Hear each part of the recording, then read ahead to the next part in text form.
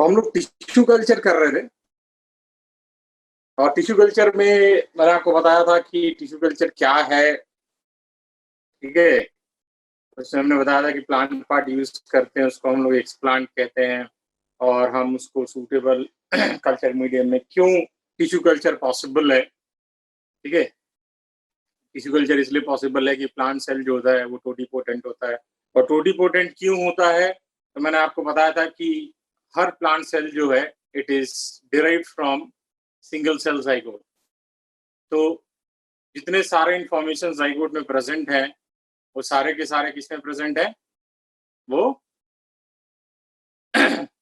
हर cell में present है। तो अगर आप उसको सुटेबल कंडीशन प्रोवाइड करेंगे तो वो एक नया इंडिविजुअल प्रोड्यूस कर देगा। ठीक है, यहां तक मैंने आपको बताया था। लास्ट लाइन मेरे को जहां तक याद है, जो मैंने लास्ट लाइन आपको बताया था कि they are totipotent because all the cells are derived from zygote. यही था लास्ट लाइन, देखना एक बार। लास्ट लाइन यही था ना कि all the cells are derived from zygote. Okay, चलिए अब हम लोग आगे बढ़ते हैं। ठीक है, आगे जो है, जब भी हम टिश्यू कल्चर, मैं आपको समझा चुका हूं, तो हम पॉइंट्स को आगे लिखते जाते हैं। ठीक है, जब भी हम टिश्यू कल्चर करेंगे तो tissue culture is carried out under sterile condition. Sterile condition का मतलब है कि वहां पे कोई कॉन्टामिनेंट नहीं होना चाहिए। There must not be any और there should not be any contaminant. Right on, next point. Tissue culture is carried out. Tissue culture is carried out under sterile condition. Tissue culture is carried out under sterile condition. ठीक है, right on, लिख लीजिए। Tissue culture is carried out ना, तो next point लिखिए, tissue culture is carried out under sterile condition in order to prevent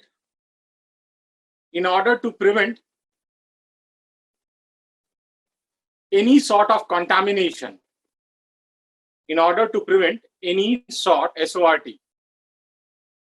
any sort of contamination. ठीक है, next point लिखिए, कल्चर मीडियम यूज्ड, मैंने कहा कि tissue culture is carried out under sterile condition,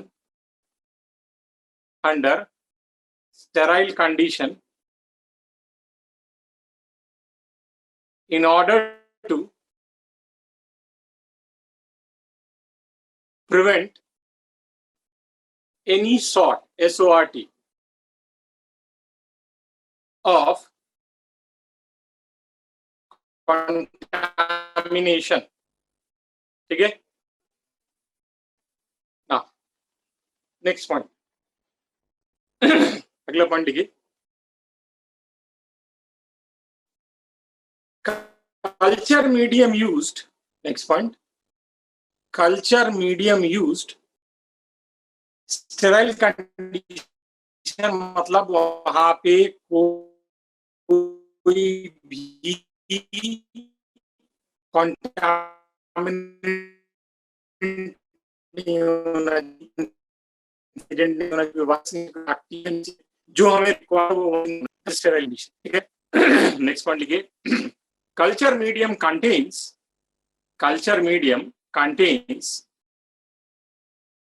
first carbon source,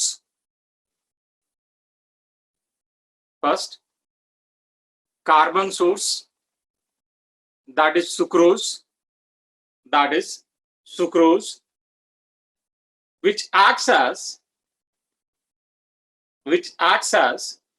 respiratory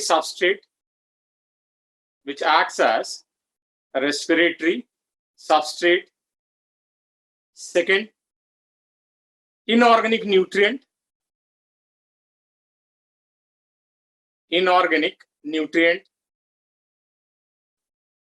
third, vitamins,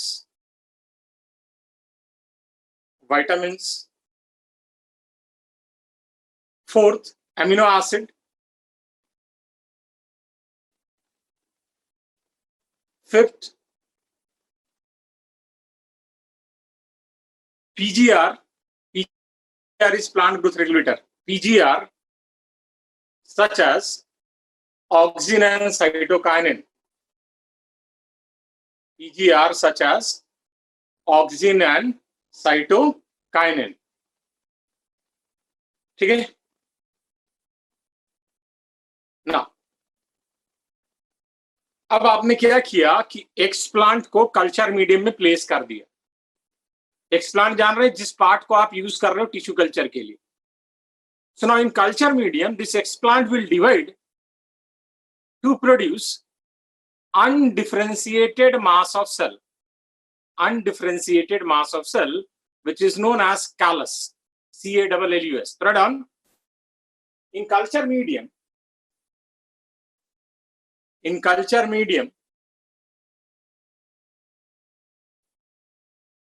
explant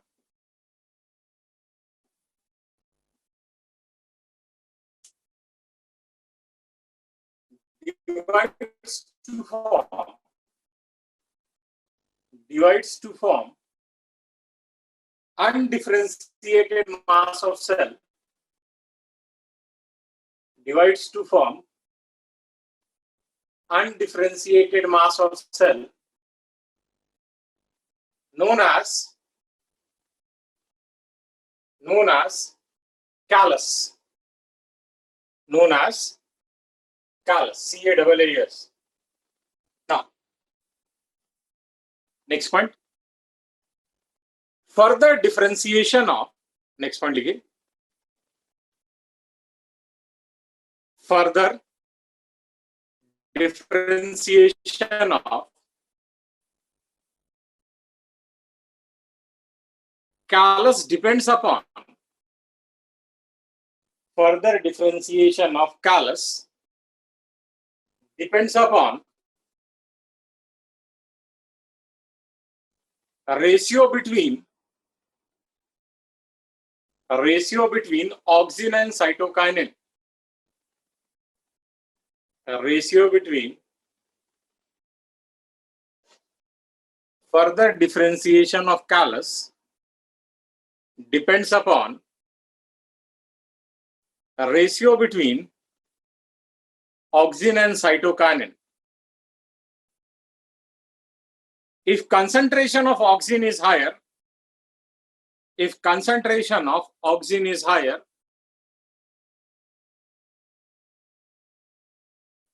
then first root will develop. मैंने कहा कि further differentiation of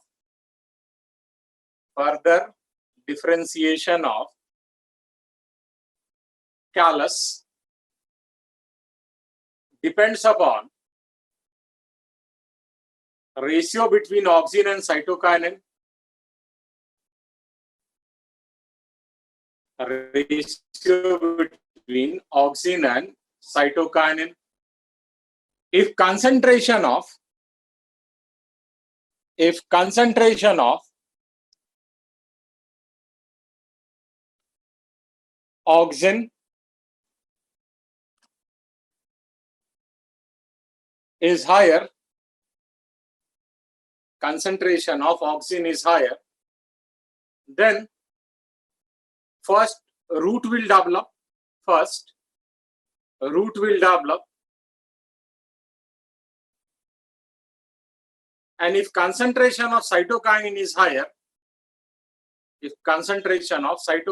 higher, then first shoot will develop. ठीक है, क्योंकि auxin जो है रूटिंग हार्मोन है और साइटोकाइनिन जो है सूट डेवलपमेंट को प्रमोट करता है। अगर दोनों का कंसंट्रेशन बराबर हो जाएगा, ठीक है, तो रिजल्टेंट क्या होगा? कैलस ही रहेगा। किसी ने पूछा कि अगर ऑक्सिन साइटोकाइनिन का कंसंट्रेशन बराबर है तो रिजल्टेंट क्या होगा?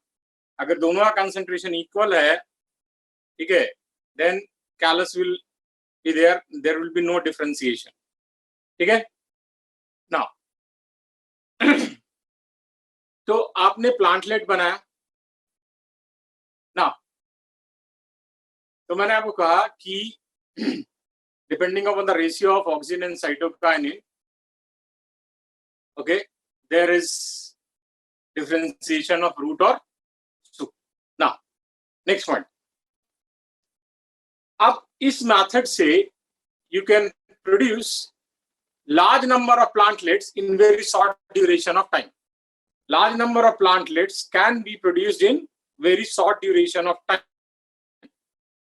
or thousands of plantlets can be produced in very short duration of time, and that's why it is referred as micropropagation. That's why we call it micropropagation. Write down. Through this method,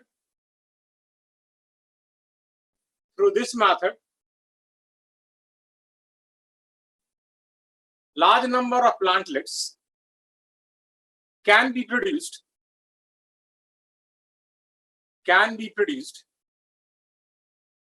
in very short duration of time,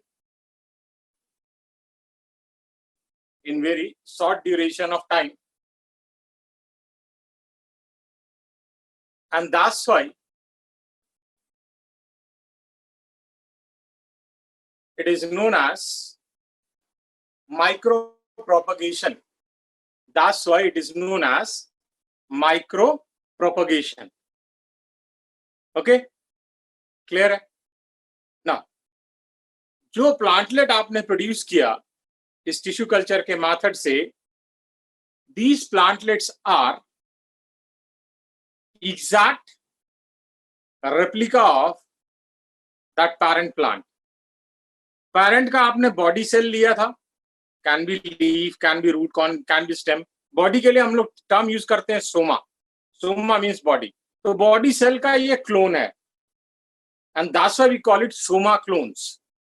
Soma, SOMA, soma means body and clones. Throw down. Plantlets produced through tissue culture. Plantlets produced through tissue culture are morphologically and genetically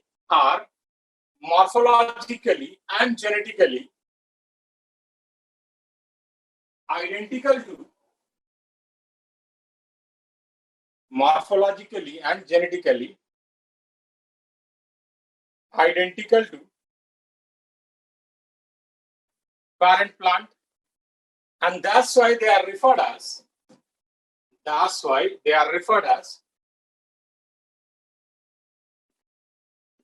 soma clones.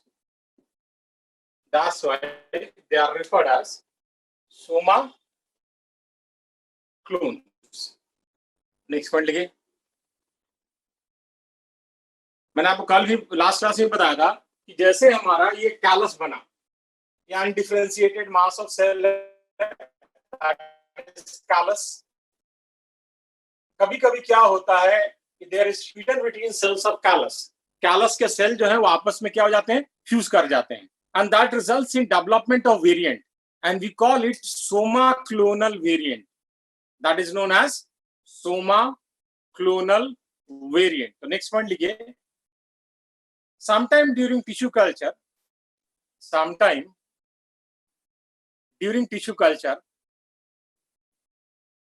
there is fusion between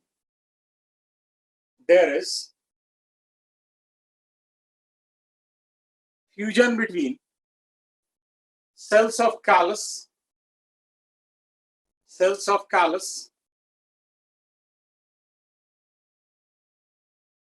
which results in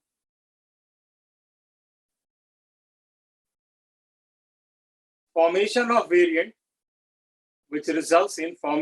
variant, and this is known as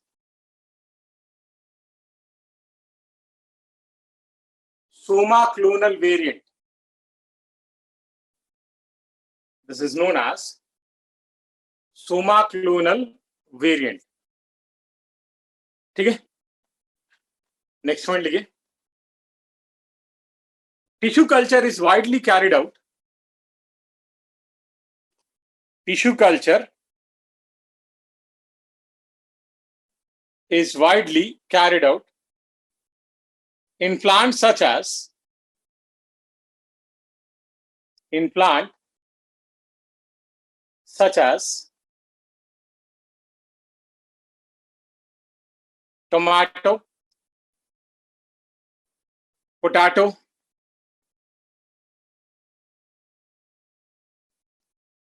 sugarcane, etc. ठीक है, sugarcane, tomato, potato, etc. Next point, next point, आप जो tissue culture कर रहे हो, tissue culture से जो आपने बनाया, ठीक है, वो प्लांट तो आपने कहाँ ग्रो किया? कल्चर मीडियम में। अब उस कल्चर मीडियम में सॉइल तो है नहीं, तो जो आपका रूट बना उसको तो सॉइल की आदत नहीं है। तो अगर आप उसको ऐसे ही ट्रांसफर कर दोगे फील्ड में, तो रिजल्टेंट क्या होगा? वो प्लांट सरवाइव नहीं कर पाएगा, it won't be able to survive. ठीक है, तो हम क्या करते हैं, उन प्लांट्स को पहले स्मॉल पॉट्स में ग्रो करते हैं, ठीक है, ताकि उनका जो रूट है वो सॉइल के लिए अडॉप्टेड हो जाए। नहीं तो अगर आप डायरेक्टली ट्रांसफर कर दोगे तो रिजल्टेंट क्या होगा कि उसका प्लांट जो है वो सर्वाइवल रेट कम हो जाएगा, क्योंकि उसके रूट को सॉइल की आदत नहीं है। और इस प्रोसेस को हम लोग कहते हैं hardening, HARDENING, HARDENING। Third on, plantlets produce through tissue culture. मैं आपको बता रहा था कि plantlets produce through tissue culture, third on, plantlets produce through tissue culture are first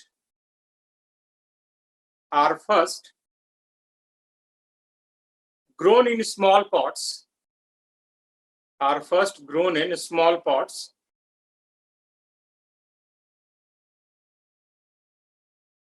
so that their root can get adapted to soil. This process is known as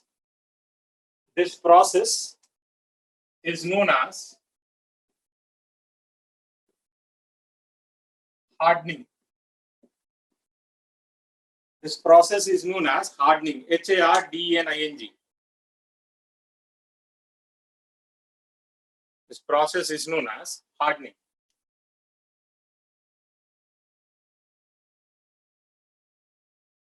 Adapted to soil. Adapted to soil. ठीक है, this process is known as hardening. Next point, Yogita, मैंने कहा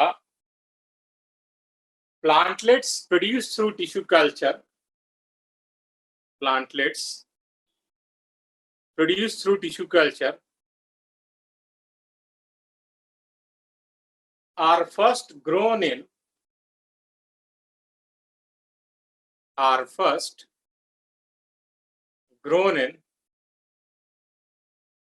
small pots before they are transferred to field,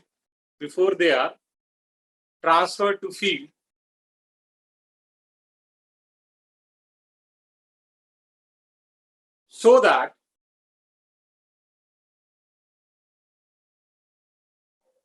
their root get adapted to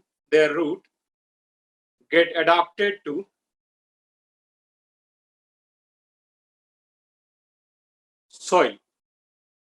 Their root get adapted to soil. ठीक है ना? अब ये जो आप लोग टिश्यू कल्चर कर रहे हैं, ये जो टिश्यू कल्चर होता है, ये तो आप किसी सीजन में भी कर सकते हो, सीजन इंडिपेंडेंट है, आपके ऊपर है आप इसको कब करना चाह रहे हो। आप कोई प्लांट जो कि दिसंबर में ग्रो करता है, आप उसका अक्टूबर में, जून में कर सकते हो, आप उसका जुलाई में कर सकते हो। लेकिन उस प्लांट को ग्रो करने के लिए तो तो एक particular set of environmental condition चाहिए। ऐसा थोड़ी ना है कि आप कभी भी ग्रो उसको कल्चर करके आप उसको कभी भी ग्रो कर लोगे, नहीं। तो आप क्या करते हो कि जो भी प्लांटलेट टिश्यू कल्चर से आपने प्रोड्यूस किया, उन प्लांटलेट्स को आप पहले कंट्रोल कंडीशन में ग्रो करते हो, और उसके लिए एक इक्विपमेंट होता है, that equipment is known as phytotron. Phytotron, PHYTOTRON। Down, ये समझ में आया सबको? Okay, down. Plantlets produce through tissue culture, लिख लीजिए, plantlets produce through tissue culture are first grown in suitable culture medium. Sorry, first plantlets produced through the tissue culture are grown under controlled condition, are grown under controlled condition in an equipment known as phytotron, PHYTOTRON, फाइटोट्रॉन। मतलब इसमें आप सब कुछ maintain कर सकते हो, temperature maintain कर सकते हो, ह्यूमिडिटी मेंटेन कर सकते हो, लाइट का ड्यूरेशन मेंटेन कर सकते हो, कितने समय के लिए आपको लाइट देना है, कितने समय के बाद रोक देना है, कब आपको वाटर देना है, एवरीथिंग कैन बी कंट्रोल। ठीक है, तो ये बेसिक एस्पेक्ट हो गया टिश्यू कल्चर का। स्पेलिंग है PHYTOTRON,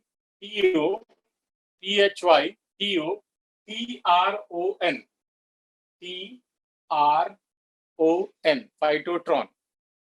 अब जो हम टिश्यू कल्चर पढ़ रहे हैं उसका सिग्निफिकेंस क्या है? What is the significance of tissue culture? Next heading is significance of tissue culture.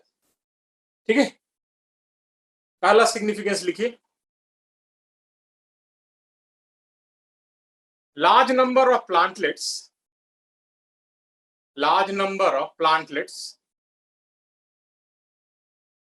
can be produced, large number of plantlets can be produced in very short duration of time, in very short duration of time, independent of season, in very short duration of time, independent of season। मतलब समझ में आया?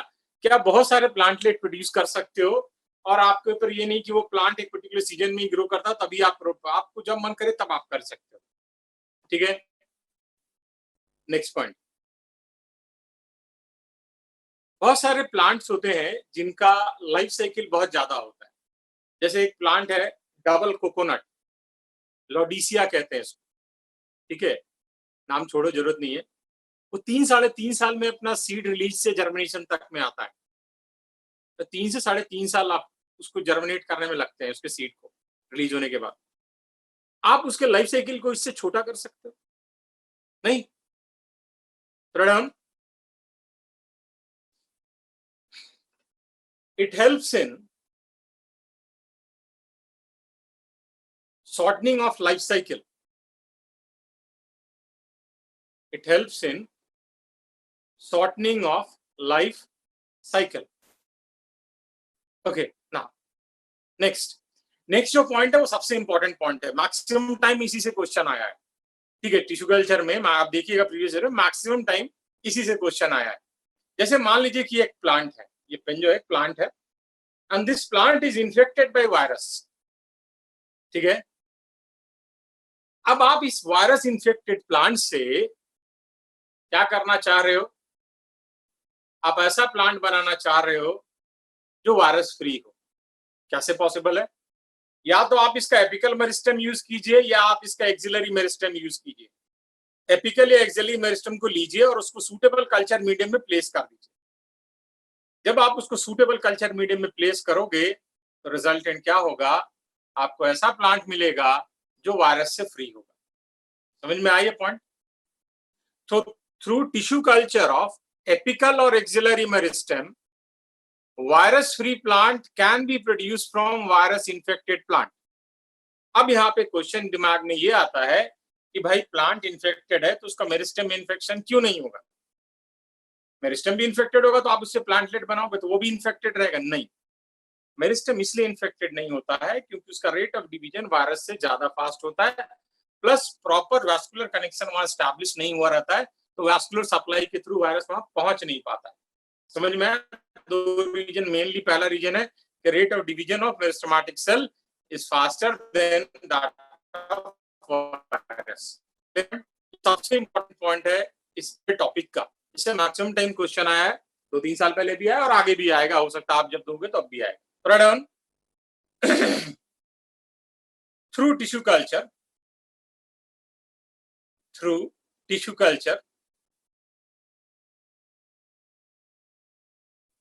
virus free plant,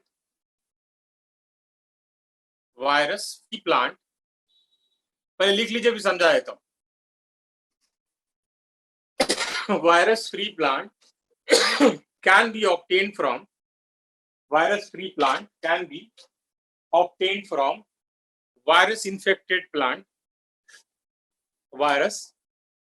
infected plant through tissue culture of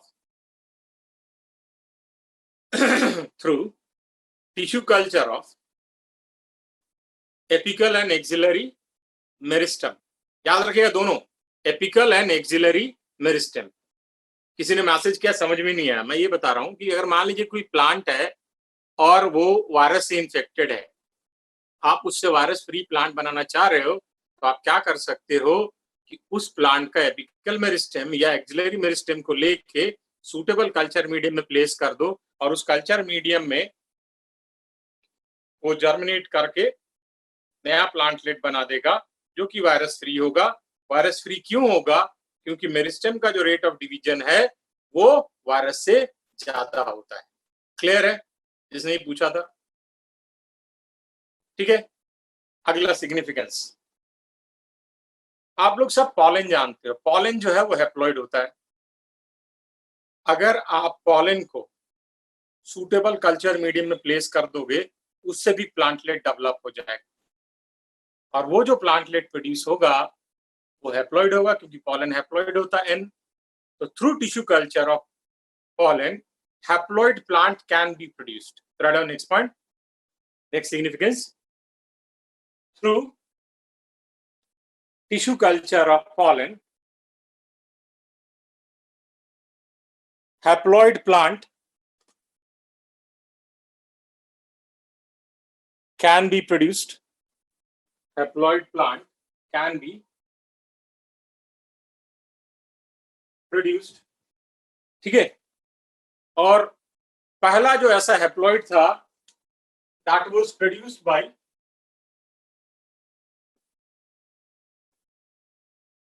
Sipra Guha and Professor S.C. Maheshwari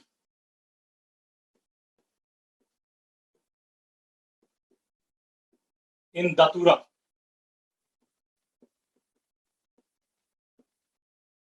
धतूरा जानते हो ना, धतूरा का plant. First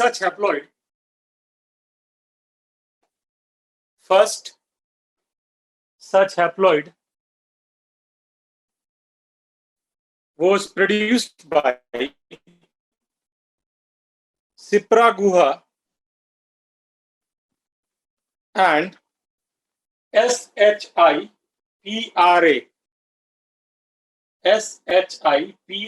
Sipra Guha, Guha, Guha, and Professor PROF, Professor S.C. Maheshwari, Maheshwari,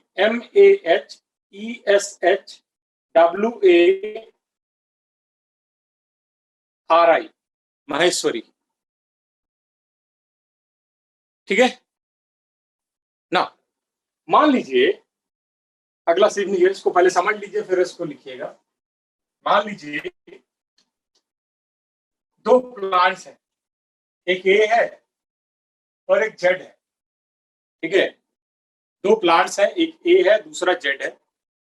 दोनों एक दूसरे से रिलेटेड नहीं है किसी तरीके से भी। ठीक है, किसी तरीके से भी वो आपस में रिलेटेड नहीं है। आपने क्या किया, इन दोनों को क्रॉस करा दिया, आपके पास एजेड आ गया।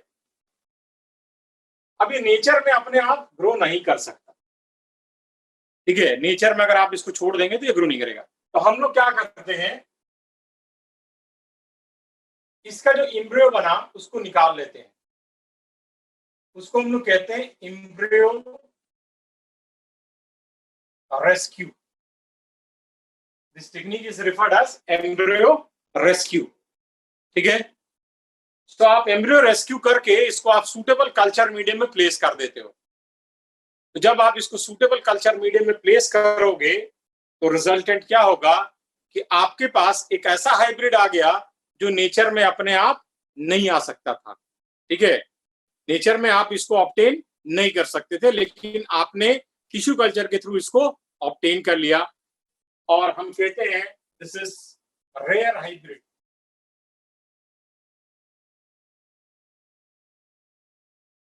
तो रेयर हाइब्रिड का आपने इससे प्रोपगेशन कर दिया। थोड़ा down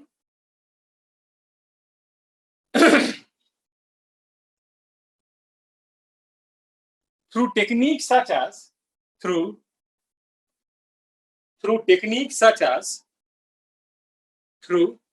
technique such as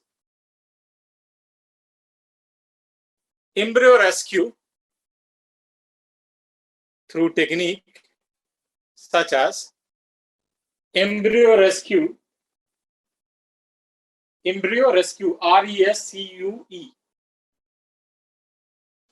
embryo rescue, rare hybrids can be propagated. Rare hybrids can be propagated. ठीक है,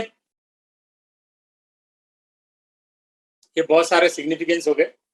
ठीक है, मलिक मैंने ये बताया कि मान लीजिए कि दो प्लांट है ए और जेड जो नेचर में अपने आप क्रॉस नहीं करते। आप ये चाह रहे हो कि आप इन दोनों को क्रॉस कराओ। ठीक है, आप इन दोनों के बीच में क्रॉस कराना चाह रहे हो और आप एक हाइब्रिड बनाना चाह रहे हो जो नेचर में अपने आप नहीं बन सकता। तो आपने इन दोनों को क्रॉस करा के हाइब्रिड बनाया। अब इस हाइब्रिड को आप सूटेबल कल्चर मीडियम में प्लेस कर दोगे इसके एम्ब्रियो को निकाल के, क्योंकि आपने एम्ब्रियो को बचाया है इसलिए इसको कहते हैं एम्ब्रियो रेस्क्यू। और इसके बाद क्या होगा, आपको एक रेयर हाइब्रिड मिल जाएगा। ठीक है मौलिक, समझ में आया, जो कि नॉर्मली अपने आप नहीं होता। समझे मौलिक? ओके, नेक्स्ट हमारा हेडिंग आता है सोमैटिक हाइब्रिडाइजेशन। सोमैटिक हाइब्रिडाइजेशन, ठीक है, पहले इसको हम लोग समझेंगे। ठीक है, इसके बाद इसको डायग्राम में समझाएंगे। इंपॉर्टेंट है, क्वेश्चन इससे भी आता है। एक बार तो इससे दो क्वेश्चन एक ही एग्जाम में आया नीट के। ठीक है, तो ये भी इंपॉर्टेंट टॉपिक है। जैसा नाम सजेस्ट कर रहा है कि भाई हम सोमैटिक सेल को फ्यूज कराना चाह रहे हैं। ठीक है, we want to fuse somatic cells. ठीक है, अब ये कैसे कर सकते हैं कि हम सोमैटिक सेल को फ्यूज कर रहे हैं। मान लीजिए कि दो प्लांट है ए और बी। ठीक है, आपने ए और बी सेल को लिया, आप इन दोनों को फ्यूज कराना चाह रहे हो। अब जब इनको आप फ्यूज कराना चाह रहे हो तो सबसे पहला आपका काम क्या होगा, जो इन दोनों सेल के बीच में बैरियर है उसको रिमूव करना। और वो बैरियर आपका क्या है, सेल वॉल है। ठीक है, तो आपको सेल वॉल को रिमूव करना है। आपको पता है कि सेल वॉल जो है वो सेलुलोज और पेक्टिन का बना होता है। तो आप क्या करोगे, दो एंजाइम यूज करोगे, that is cellulase and pectinase. आपने क्या किया, सेलुलेज और पेक्टिनेज को यूज करके दोनों का सेल वॉल रिमूव कर दिया। अब दोनों का सेल वॉल रिमूव करने के बाद अगर किसी भी प्लांट सेल से अगर आप सेल वॉल हटा दोगे तो रिजल्टेंट जो स्ट्रक्चर आपको मिलता है उसको हम लोग कहते हैं प्रोटोप्लास्ट। तो आपने ए और बी सेल लिया, दोनों सेल को अलग अलग आपने सेल वॉल डाइजेस्टिंग एंजाइम से ट्रीट किया, that is cellulase and pectinase. आपका सेल वॉल हट गया, नाउ आपके पास क्या है, protoplast A and protoplast B. ठीक है, अब आपको प्रोटोप्लास्ट ए और प्रोटोप्लास्ट बी को फ्यूज कराना है। फ्यूज कराने का बहुत सारा मेथड है, मैं आपको दो मेथड बता रहा हूँ। एक होता है chemo fusion, that is fusion with the help of chemical, और दूसरा होता है electrofusion, that is with the help of high voltage. Chemo fusion में जो हम लोग केमिकल यूज करते हैं that is polyethylene glycol, short में उसको पैग कहते हैं, पीईजी। अब पैग का गलत मतलब मत निकालना, ठीक है, वो वाला पैग नहीं, पीईजी, पॉलीइथाइलिन ग्लाइकॉल। ठीक है, तो हम पॉलीइथाइलिन ग्लाइकोल और NaNO3 सोडियम नाइट्रेट को लेते हैं और उसके हेल्प से हम दोनों को फ्यूज कराते हैं, दोनों प्रोटोप्लास्ट ए और प्रोटोप्लास्ट बी। एक तो तरीका ये है। दूसरा इलेक्ट्रोफ्यूजन। इलेक्ट्रोफ्यूजन का मतलब होता है कि आप हाई वोल्टेज यूज करके, हाई वोल्टेज आप दोगे और हाई वोल्टेज के हेल्प से आप दोनों को फ्यूज कराओ। ठीक है, this is known as electrofusion. तो क्या होगा, और आप शॉर्टर ड्यूरेशन के लिए हाई वोल्टेज सप्लाई करो जिससे प्रोटोप्लास्ट फ्यूज हो जाते हैं। This is known as electrofusion. तो these are the two method. अब आपने प्रोटोप्लास्ट ए और बी को फ्यूज करा दिया तो आपके पास सोमैटिक हाइब्रिड आ गया ए बी। अब आप उस सोमैटिक हाइब्रिड को लोगे और सूटेबल कल्चर मीडियम में प्लेस कर दोगे। उस कल्चर मीडियम में वो जर्मिनेट करके आपका नया प्लांटलेट बना देगा, and this is known as somatic hybrid. हमने एक बनाया, एक के आप तो बहुत बन गए। जो पहला हमने बनाया था, हमने क्या किया था, टोमेटो और पोटैटो को लिया सेल और उन दोनों का प्रोटोप्लास्ट को फ्यूज करा दिया। हमारे पास एक नया आ गया जिसको हम लोग कहते हैं पोमैटो। कमर्शियली सक्सेसफुल नहीं है but it is a great scientific achievement. समझ में आया ये सबको? ये समझ में आया सबको? ठीक है, तो ऐसे करके हम सोमैटिक हाइब्रिड बना लेते हैं। ठीक है, अब इसमें एक क्वेश्चन आता है, चलिए मैं क्वेश्चन पूछ रहा हूं, आप मेरे को इसका जवाब दीजिए। ठीक है, how many different types of, लिखिए क्वेश्चन लिखिए, न्यूट्रिशन नहीं मिलता साहिल उसको क्योंकि वो नेचर में अपने आप नहीं बनता, तो उसके लिए मैकेनिज्म नहीं है कि उसको न्यूट्रिशन मिल सके। तो न्यूट्रिशन अगर नहीं मिलेगा तो सर्वाइव नहीं कर सकता, इसलिए हम उसको एक्सटर्नल न्यूट्रिशन सप्लाई करते हैं, इसलिए अपने आप नेचर में वो प्रोपगेट नहीं करते। हाँ, नेक्स्ट एक क्वेश्चन लिखिए, how many different types of cells, how many different types of cells will be there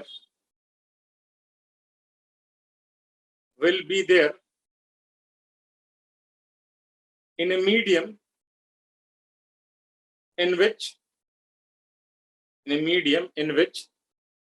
somatic hybridization is carried out.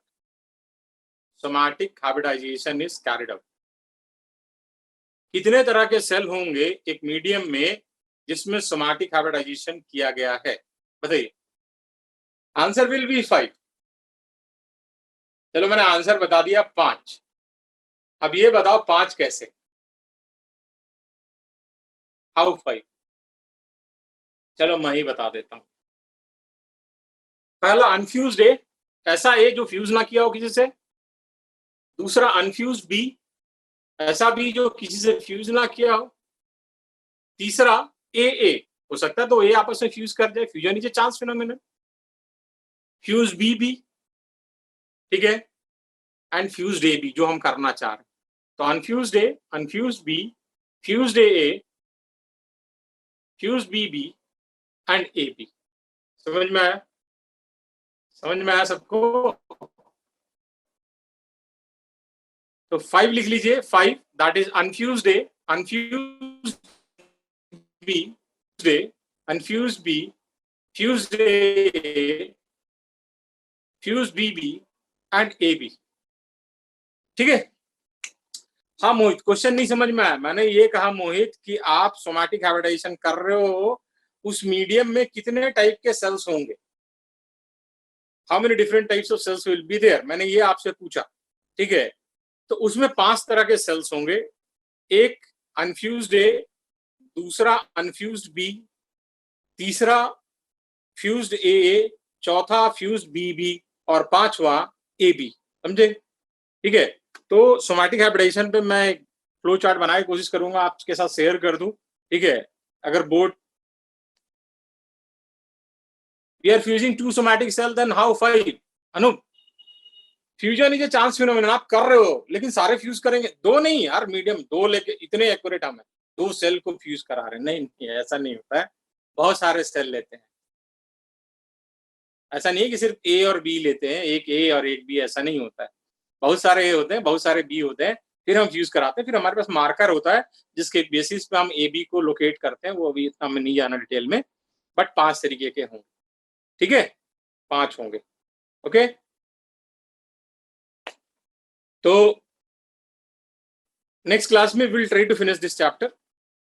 Okay, thank you, good night.